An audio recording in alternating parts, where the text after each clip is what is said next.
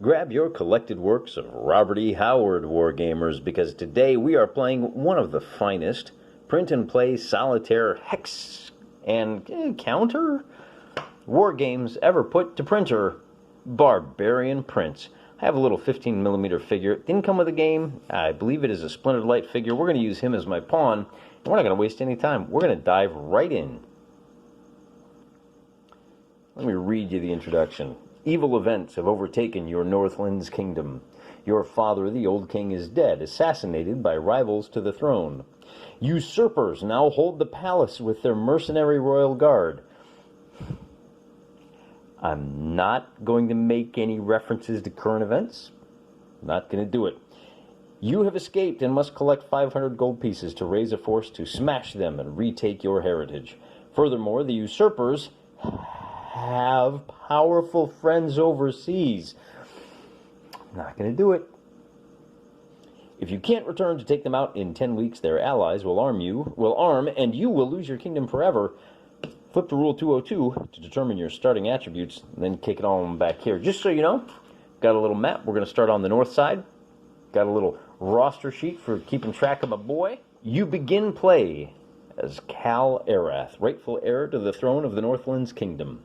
Few humans can match your skill with trusty Bonebiter, your broadsword. You have combat skill 8. And we're going to write that down over here. Combat, make sure you guys can see it right there. Combat 8. Life in the harsh Northlands has developed your powerful body and magnificent physique. You have endurance 9, which we've already marked with a pence. Alas, in making your escape, you could only grab a few coins. Your wealth code is 2. We got to kick over to Rule 225 to see exactly how many gold pieces we have. 225, that's right here. Our wealth code is 2, so whenever we come across treasure, we're going to cross-reference wealth code with a straight D6 roll. And here on the 2 line is, if we cross-reference 2 with a 3, I have a grand total of 2 gold. Okay, so we move our marker up. That's all the gold we get to start with. And we can put this puzzle back together as we go. So we got our wealth, we got our gold. In addition, you have a wit and wiles rating, reflecting your ability to react quickly to situations. Think your way out of trouble and convince people. Roll 1 die. If the result is 1, consider it 2. We get a 3. If you've played the game before and won, you may wish to reduce it. If you played before and lost, go ahead and keep it up. Well, we're going to go ahead and leave our wit at the 3 that we rolled. The game comes with 2 books, an events booklet and a rules booklet. You kind of got to swap back and forth between the 2. I know I'm going a little fast. I want to get to the game proper. To escape the mercenary and royal guard, your loyal body servant Ogab smuggled you into a merchant caravan to the southern border. Roll 1 die to see where the caravan takes you, while poor Ogab faces the wrath of the royal guards back home. We're going to roll a d6, and we get a number 2, which means we start in hex 0701. That means old Cal Arath is going to be starting in this hex right here. He is on the northern side of the river, which is not a bad place to start. I have found through many playthroughs of this game that you don't necessarily want to start in a community. Communities sound like a good idea, but they're hotbeds of dissent and people looking to snitch you out, so you got to be careful with communities. As mentioned, anytime you end your day north of the Tragoth River, there's a chance that the Usurper's minions catch you. That's a bad scene. Makes it hard to get anywhere. So the first thing we're going to do on week 1, day 1, is try to cross that river. And to do that, that's what this chart is for. When you move into a new hex, it's a little complicated because we're doing the cross river first. You roll 2d6 to see if you get lost. So you get lost on an 8+. So the first thing we check is, did we get lost? No, we did not. Then we have to see if there was an event. So we roll a second time, and on a 10+, there's an event. So we were able to cross the river, kind of. Now, we have to see if we get lost in the terrain hex that we just entered. Now, that's grassland. So we have a different chart that we look at for countryside.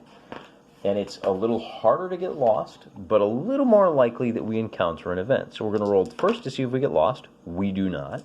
And then we roll, and on a 9+, we have an event. With a 3, we do not. Okay, so with traveling done, the next thing we're going to do is we need to hunt, because we don't have any food at all. We don't even have any way to buy food because, well, there's nothing here. So hunting works like this. First thing to check is, can you hunt? We're still in the countryside, so yes, we can hunt. The process for hunting is a little bit complicated. Take half your combat skill and your endurance and subtract 2d6 from that number. So we have 13, so we're guaranteed to find at least one food. We want to roll low, and with an 8, we get 5 food. All right, we'll take it. So food supply is up here. We're going to go 1, 2, 3, 4, 5. And then immediately, that's the end of the day. We eat 1 food, and it becomes day 2, and we have traveled 1 hex. So the next question we have is, what are we going to do on day 2? Do we just stay in place and hunt? We can get a +1, that's an extra food. Or do we want to try and cross the mountains or journey through the woods? We can't make that decision unless we look at the difference. In a forest, you get lost on an 8+ and have an event in a 9+. In the mountains, you get lost on a 7+. You can hunt in the forest, you can't hunt in the mountains, so a little more likely to get lost in the mountains, but it is also a more direct route to get to the south. How do you find 500 gold? Well, I'm not sure. There's a bunch of different ways. None of them are very easy. The only time I've ever won this game, I came down here, found a couple of henchmen, went up, killed a dragon, gave the dragon eye to some holy men in the temple up here. I got very lucky, and they gave me like 1,000 gold, and then I wound up getting stuck trying to cross back over the river, getting lost, and won it with like 3 days left. It's the only time I've ever won this game in about 30 plays. So we're venturing into unknown territory here, largely. The question still remains, basically you want to get down here. This is where most of the loot is. So how do we get down there as fast as possible? You can raft along the river. It's very, very dangerous. I'm not a big fan of that route. I think we're just going to go ahead and let's make for this town here. It's a fairly straight shot down and over. We're going to have to cross another river, kind of a pain. But once we're in Cawthor, we've got roads here that we can access. We can maybe talk to somebody here in this castle, Huldra Castle. So on day 2, we're going to go ahead and try to cross the mountains. We can't hunt there, but we can try. We get lost on a 7+. All right, so we are lost. I got that a little bit backwards. When you roll to see if you get lost, you're checking on the hex that you left. So in countryside, you get lost. If you're leaving the countryside, on a 9+, you fail. Well, I rolled a 10, so I still failed. I'm still lost. Once you move, then if I'd made it into the mountains, we'd check the event on the mountain chart. But as I said, we're still in the plains, so we check for an event, which happens on a 9+. No events, but we do get a chance to hunt. So nothing has changed. It's 13 minus 6, so we have an additional 7 food. We go from 4 to 11, and then we have to eat at the end of the day, and it is now the 3rd day. We're going to repeat the process, see if we can get into the mountains. And on a 7, we can. Lost on a 9+. Now we roll for an event in the mountainside. And we will have an event on a 9+. Oh, okay, no events. Events can be good or bad. Usually they're combat. It's kind of a mixed bag. So that's the end of the day. We can't hunt here. So all we can do is eat and advance to day number 4. We are going to try to leave the mountains. We get lost on a 7+, and I rolled a 5, so we are not lost. We are entering the plains again, which means we have an event on a 9+. 12, we got it. All right.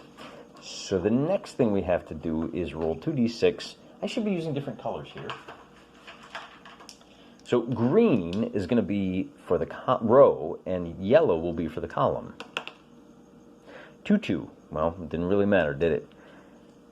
we encounter a 2/2 is a farm, and this little number here, E009, tells me to go to the event booklet and read what I find there. In the event booklet, a farm says you spot a small farm ahead. You may detour around it, but that will consume the rest of the day, ending all travel.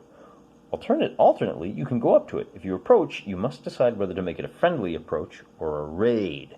I am a barbarian, but I'm also not stupid. I'm in unfriendly territory, and I only have 2 gold to my name. After you make this choice, roll 2 dice. Okay.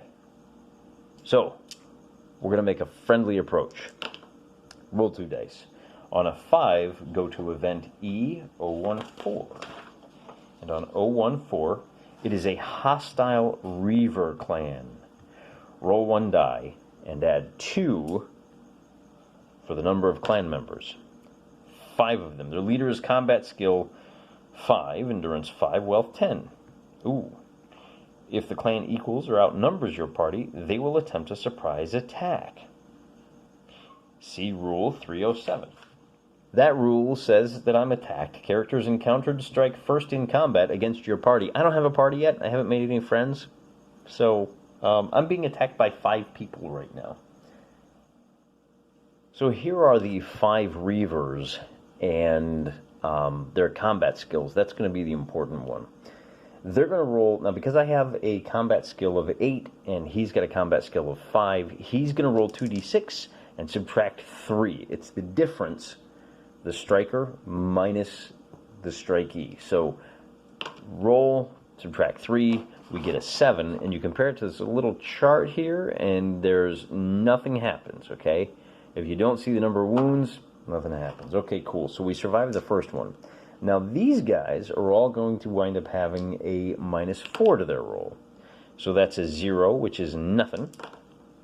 That's a 3, which is 1 wound. That's a -1, which is 1 wound.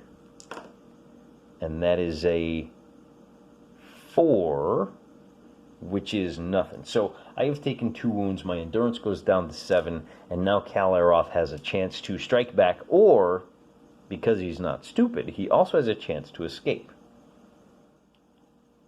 Instead of attacking, it's just a case of roll a single d6, and on a 4 or higher, we escape, and something happens. So we didn't escape, so they get to attack again.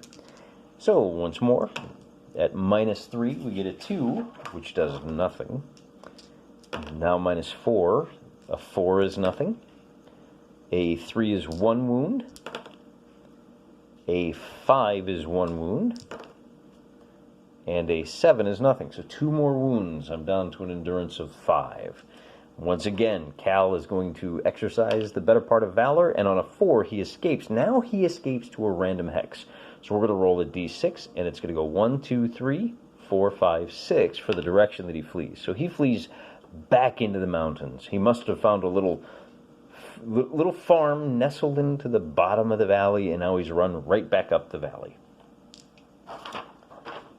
And the good news is we have escaped. The bad news is I can't find the rule for escape. Where'd you go, escape? No new event occurs. Any event still pending must be determined. That's it. Okay, so now we have to eat for the day. And of course we can't hunt, which is a bit disappointing. So our food goes down to 8. And we need to see about healing, I think. And that is as simple as, so we ended day 1, 2, 3, 4. So this is day 5, and we're just going to rest. We eat a food. We check for an event in the mountains. That's a 9+. We're not going back to that farm. The mean old clampets. All right, so a 6 means no events. End of day 5. Oh, no, it's not. First we eat. And then we heal 1, and then it's the end of day 5. So we move to day 6, we check for an event, and on a 9+, we have another event. But at least we're coming at it with only 3 wounds instead of 6. So again, green is going to be the columns, or rows, 2, and 4 is going to be the column. So this time we encounter a wizard's abode. That sounds a bit ominous. Go to event E068. Going back to our events booklet now. And this is where the game gets wildly unpredictable because there are so many events. The Wizard's Abode, Wizard's Abode. You come across a wizard's home. Roll 1 die. Oh, there's multiple wizard homes that you can encounter. So on a 5, you go to, let's see, roll on a 5, 6, see the next one. A great wizard's tower looms before you. It is just like a castle, including food and lodging. However, the ruling wizard is jealous and will tolerate no rivals. Any magicians, wizards, or witches in your party will either desert or be arrested. If you stay on subsequent days, you can perform any daily action normally allowed in the castle. So we basically found a castle run by a wizard. But instead of using the castle encounter tables, you have to use the... Where is it? You have to use the temple and high priest tables. Okay, no problem. So what we do in that case is, turns out today we are in a wizard's tower. The first thing we're going to do here is rest. Do we have to, oh boy, this is a good question. Actions allowed in any if you're in, gotta check, yeah, after you finish, you must provide food for your party. If you're in a town castle, you must purchase, if you're in a castle, you must purchase lodgings too. Good to know. It looks like I don't have to worry about, if you finish the day in a town castle or temple hex. I'm not sure about what happens with events, because I think what I can do, I've only got 2 gold, so it costs 1 gold to stay. So if I go to 0, and I burn 2 food, and I go up 2 days, I'm in the 2nd week, then I can heal up to 8, which is what I really want to do. And then I think, just to kind of keep things simple as possible, I'm going to go ahead and try to wander on out of here. Let's see if I get lost on a 7+. I do not. So again, I'm going down into these woods. We're going to skirt, give that Reaver place a wide margin. And in the countryside, we get an event on a 9+, so no event this time. That is great news for Cal Aroth. That is the end of the day. We're going to go ahead and hunt today. And we get 8 food, so up to 12. And then it's the end of the day, we have to eat 1. And we go on to the 2nd day. Now, I'm going to go ahead and rest 1 more time. First, we have to roll for event. On a 9+, no event. Then we're going to eat a food. Our endurance goes up, and our day goes down. Now we can finally move on. This time we're going into the forest where you get lost on a... Oh, we're leaving the countryside, so we get lost on a 9. And with a 6, we do not. So we move into the forest. And then we see if we have an event on a 9+. We do not. Go ahead and hunt for the day. On a 9, that gives us 4 more food. So up to 14. I'm going to eat 1 in rest. That moves us up to day number 4. I'm trying to get out of the forest. I get lost on an 8+. I am lost. I stay there. And I check for event. No event. Eat a food. Day goes up. Oh, no, I forgot to hunt. 6 more food. 1, 2, 3, 4, 5, 6. If it seems like I'm doing a lot of hunting, that's because I can. And that's because you never know when you're going to run out of the ability to hunt. And if I collect followers, I'm going to have to feed them 1 food per day too. Still trying to get out of the forest. Lost on an 8+, I do. Down into the countryside. Do we have an event in the countryside? I do not. So, I hunt and get 6 more food. That takes me to 20. Whoop.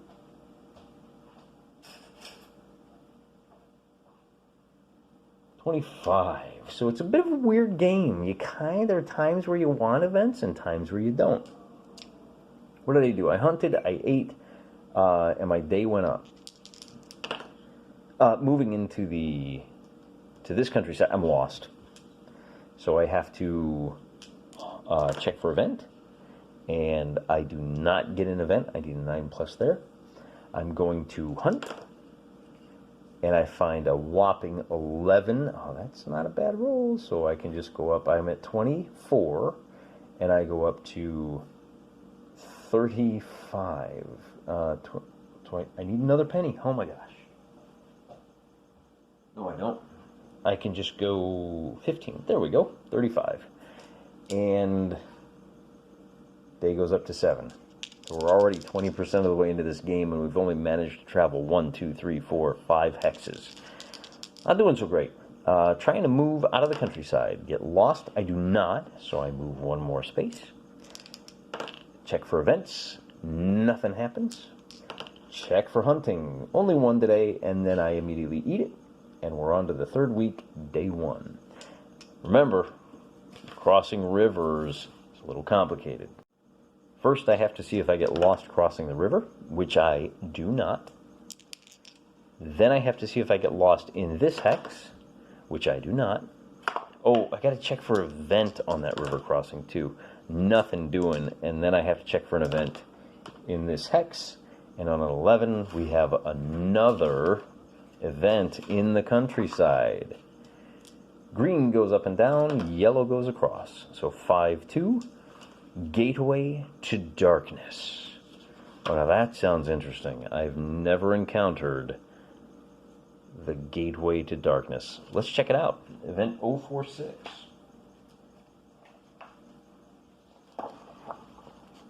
Kicking back over to our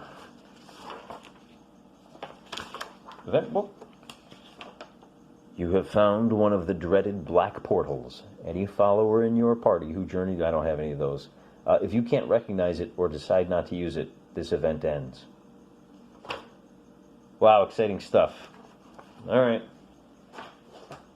Not even going to read it. Gotta wait until I have a follower with me when I do it. So the black portal on this map, and now you can see how all those events mean that you can explore this map multiple times, and it's very different each time. That does make it the end of the day, so I'm going to go ahead and dig up another 7. Takes me to 42. Eat 1. Day goes up. Shooting across the woods there. Can I make it out of the countryside? I can. I'm in the woods. Can I see if there's an event? There is not. And I can hunt to find myself 13 minus 5, 8 more foods, which I eat 1, and day goes up. Now I want to try and get out of the forest, looking for 8+. I am lost. I do not leave, and my event is on a 9+, which doesn't happen. So I go ahead and hunt. I gain 1 food, which I eat, and day goes up by 1. Still trying to get out. I got out of the woods. And in the countryside, I have another countryside event. Show you the chart. 1-4, dwarf. I have a dwarf. Okay. Let's... the dwarf is E006. So I might just get myself a companion here. 006. But we're going to have to roll some dice. There's lots of different dwarves. Lots of different kinds of dwarves. In this case, a little bit complicated, as you see.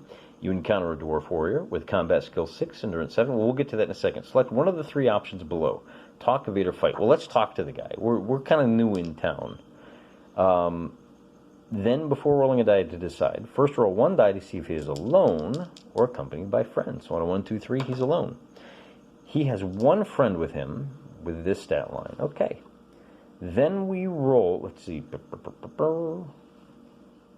First roll 1 die to see if he's accompanied by friends. Then we roll a d6. If the dwarf is alone, add +1. Well, he's not, so we won't. So we get a 2. Bribe to hire. If your party has mounts, we wanted to talk. You got to bribe. Basically, you got to give him. If I understand this, you got to give him 10 gold to convince him to join your party. We'll check the rules anyway.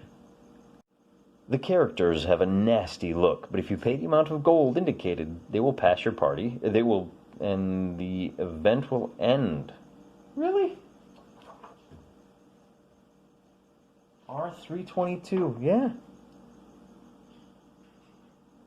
I'm getting mugged by 2 dwarves. Otherwise, go to 330 and prepare for battle. Alright. Alright, time for a little dwarf tossing, I guess. Let's double check. It says go to R330. We gotta check and see what that means. Oh, there we go. Battle reference. You're forced to fight with the characters. Roll 2 dice and go to the appropriate section. Roll 2 dice. Oh, this game, sometimes. Okay, roll 2 dice. So I get a 6. It says go to rule 306. Oh, I can do that. Alright, literal pen and paper combat here. So the dwarf that goes first, we're going to roll, and it's going to be a -2 to this roll. So his first attack is a 3, which I need a quick reference sheet for combat. There we go. So 3, he does 1 wound. His buddy here is going to subtract 3 from his roll. He gets a 2, which is nothing. All right, now I get to swing back, and I'm going to attack the weaker guy first. The guy, this guy here, he's only got an endurance of 6. I have a combat of 5 to his 3, so I get to add 3 to my roll. And on a 9-12, I do 2 wounds, so he goes to 4. And then it's their turn to attack. So subtract 2 from this. On a 5, I take 1 wound. And on subtract 3 from this. On a 5, I take 1 wound. Alright, but at least I get to swing back. And again, I'm attacking this guy. 8 minus 5. I get to add 3 to my roll. And that is a 10. As a result of a 10, I do 2 more wounds. Now, the good news is, because he's hurt, oh, you know what? I'm supposed to be subtracting 1 from all my stuff. All right, but from there's 2. So, first thing we'll do is attack with this leader guy. And he subtracts 2 from that, gets a 5, does a wound. Now, this guy, because he has a wound equaling half or more, he is at -2 to his attack. So, he's at a total of -5. And that 8 minus 5 becomes 3, which does 1 wound.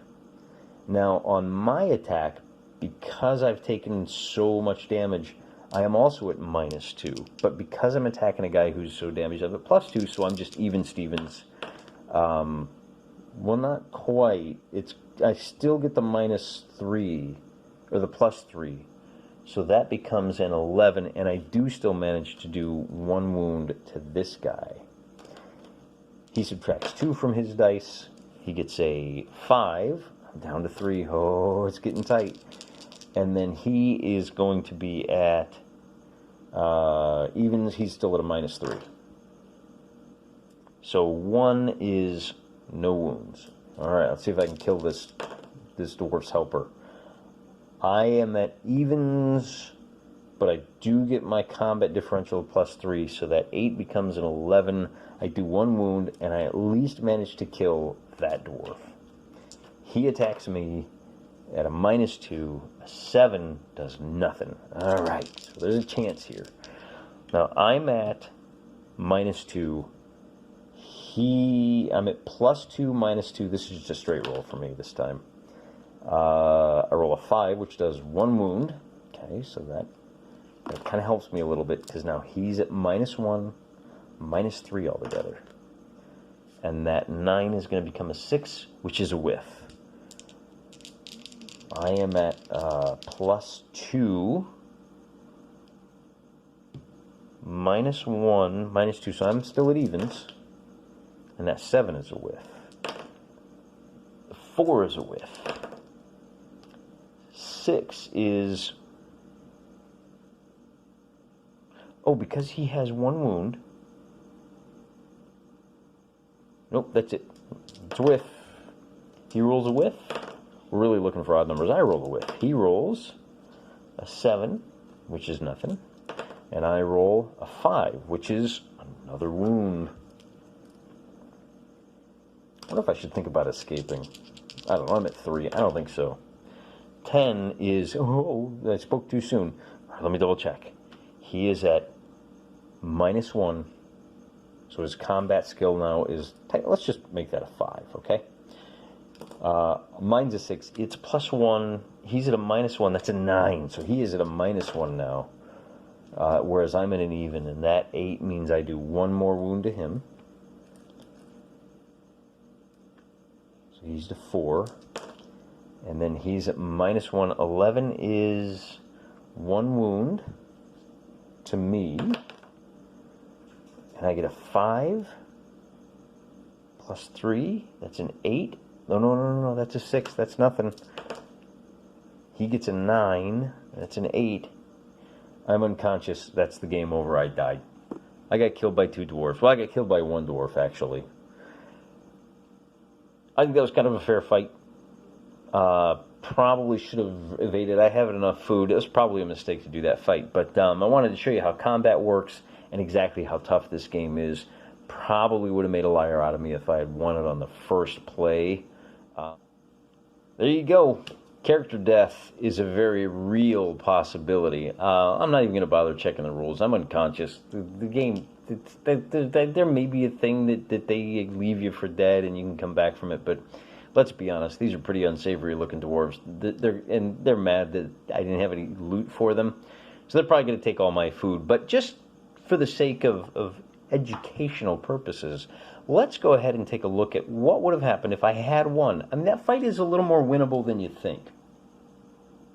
I'm getting all kinds of bonuses. They're getting all kinds of minuses. Just the rough bit is that they're swinging twice for every one of mine. So, again, there were 2 dwarves. One of them had a wealth code of 12, and one had a wealth code of 21. So what you do to find out how much gold they actually had is you cross-reference. You roll a d6.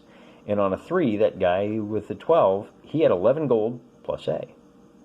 We'll talk about the A in a second. The guy with the wealth code of 21 has 15 gold. So I would have walked away with 26 gold plus A. Plus A what is the question? The letters you see here, A, B, and C, mean roll again down here. So on a 3, you have to go to event 182. That dwarf, little do we realize, had a gift of charm.